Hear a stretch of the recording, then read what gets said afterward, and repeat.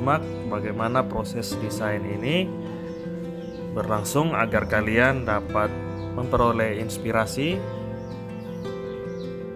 saat ingin membuka usaha kos-kosan. Kita mulai dari galian. Di sini sudah terdapat 2 lubang, satu untuk septic tank dan satu untuk sumur resapan yang dihubungkan dengan sebuah pipa.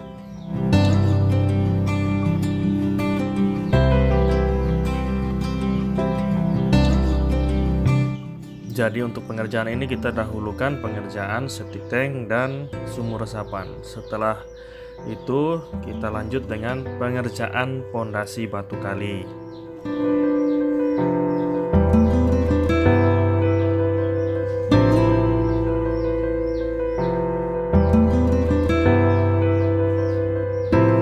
Lalu kita lanjut dengan pengurukan bagian bawah lantai ya. Diuruk dengan menggunakan sirtu. Lalu kita akan lanjut pada pemasangan tulangan slop dan tulangan kolom. Nah, bisa kalian lihat di situ tulangan kolomnya sebaiknya ditanam dengan kedalaman 10-15 cm agar kolom atau tiangnya menyatu dengan pondasi.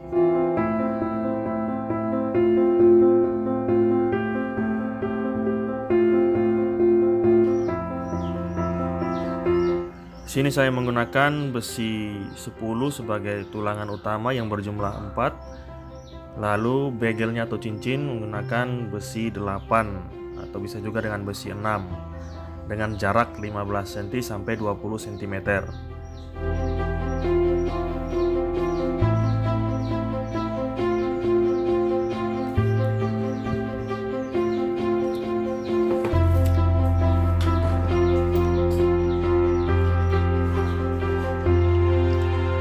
Kemudian kita lanjut dengan pemasangan casing untuk melanjutkan proses pengecoran slope.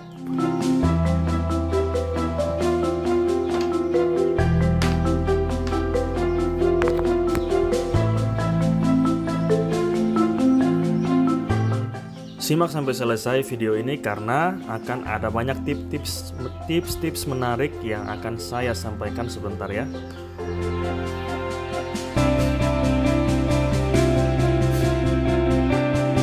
Jadi untuk pemasangan slope ini hanya pada bagian yang ada dindingnya, karena fungsi dari slope ini untuk menopang beban dari dinding.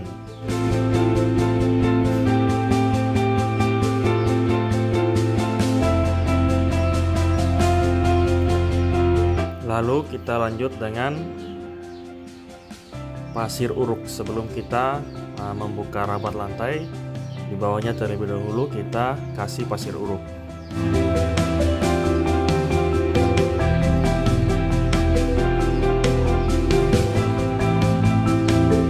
Lalu ini denah yang sudah saya tunjukkan di awal video tadi. Nah, di sini saya akan terangkan sedikit tentang kebutuhan ruangnya, tapi jangan lupa like dan subscribe dulu ya. Nah, di sini kalian bisa lihat terdapat ruang tamu, kamar tidur, dapur, tempat cuci pakaian, serta kamar mandi dalam, dan ada jemuran dan gudang di belakang. Nah, dapur ini nantinya akan saya lengkapi dengan meja beton atau minibar ya.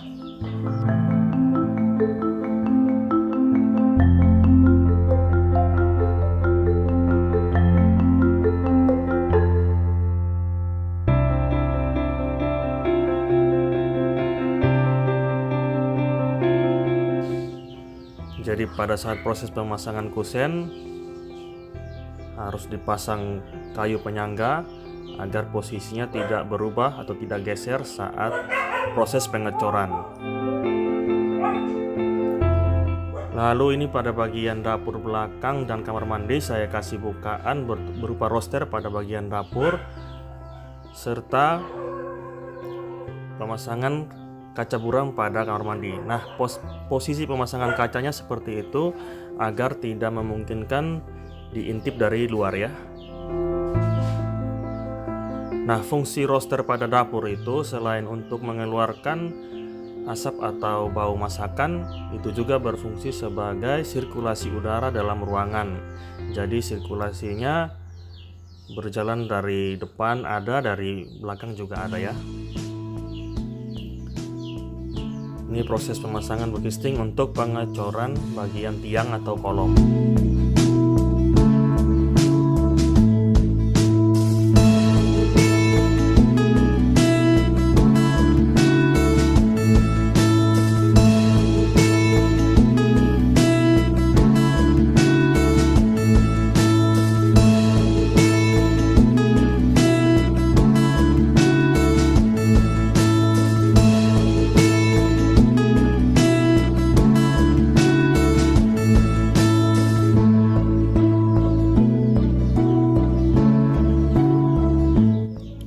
Ini ruangan bagian belakang yang akan saya gunakan sebagai area jemuran serta tempat penyimpanan atau gudang ya. Nah, ini bagian rosternya tadi yang kita lihat dari sisi dalam.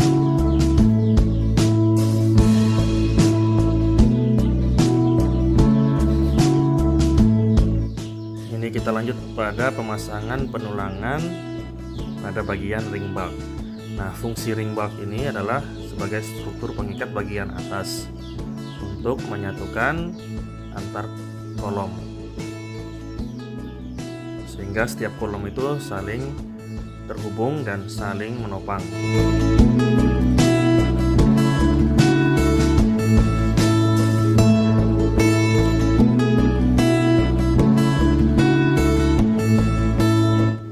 Perhatikan bagian sirkulasi ruangnya ya. Di sini kalian bisa lihat peletakan pintu ruang tamu. Pintunya saya letakkan di situ agar space di sebelah kiri pintu itu bisa digunakan dan tidak mengganggu pintu masuk ke kamar. Nah, pintu masuk ke kamar itu nantinya saya tidak kasih daun pintu atau penutup, karena ini adalah sebuah kamar kos atau ruang yang saling terhubung. Jadi saya tidak memisahkan lagi antara ruang tamu dan kamar.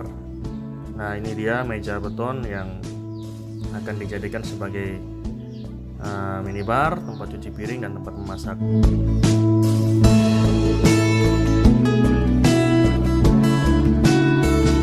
Tidak kepikiran kan sebuah kos-kosan bisa dibuat semenarik ini.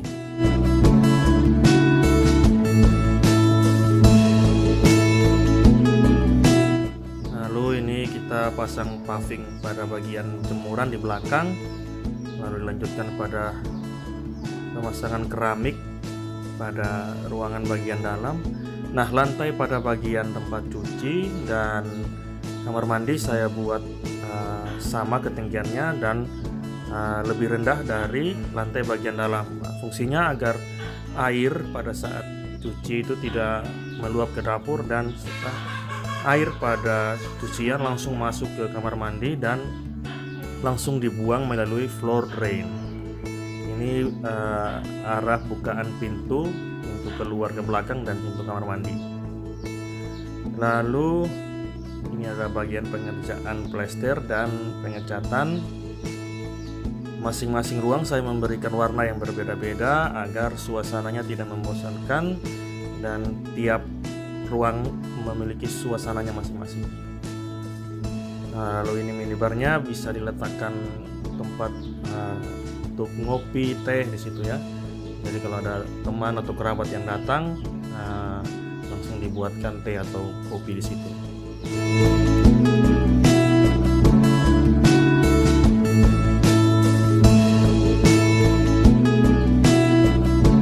Lalu pada bagian pintu kamarnya saya gunakan profil seperti ini untuk mempercantik tampilannya, serta untuk pembatasnya saya cuma gunakan tirai.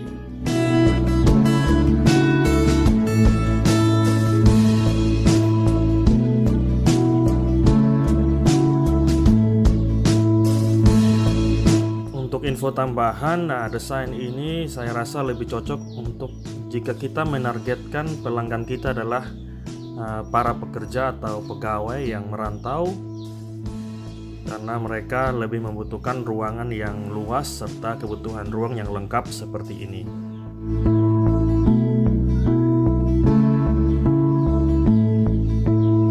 Untuk Untuk tampilan kos-kosan ini sendiri, pada bagian jendela itu cuma permainan plesteran lalu dikasih warna cat. Terus yang ini pada bagian jendela kecil ini bisa kita gunakan batu alam atau bisa kita gunakan keramik bermotif batu. Karena kembali lagi daya tarik dari kos-kosan itu kan bisa dari tampilan, terus kebutuhan ruang yang cukup, tidak sempit dan tidak pengap. Jadi pastikan pada saat membangun atau memulai bisnis kos-kosan, semua itu terpenuhi. Dari tampilan orang sudah tertarik, dari ruangannya lengkap serta luas sudah menjadi nilai tambah, serta ruangan di dalam kos-kosan tidak pengap saat orang masuk gitu.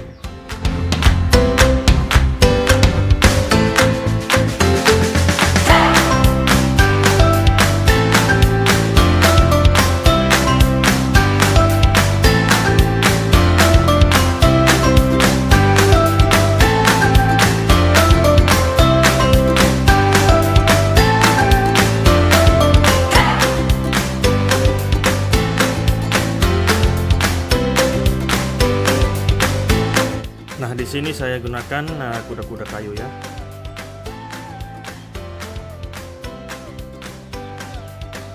Penutup atapnya adalah penutup atap jenis pandek, atau bisa juga kita gunakan seng.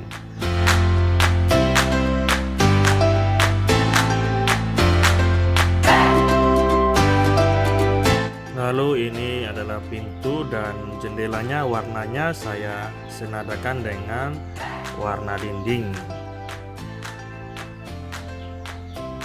agar tampilannya menyatu dan satu tema.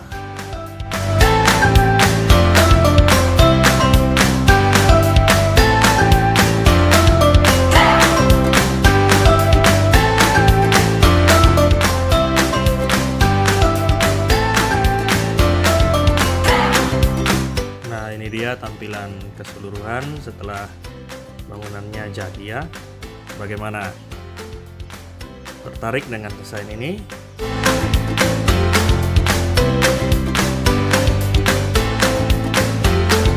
Nah, di depan itu ada taman kecil ya, agar tampilan kosnya bisa fresh, segar, dan tidak gersang.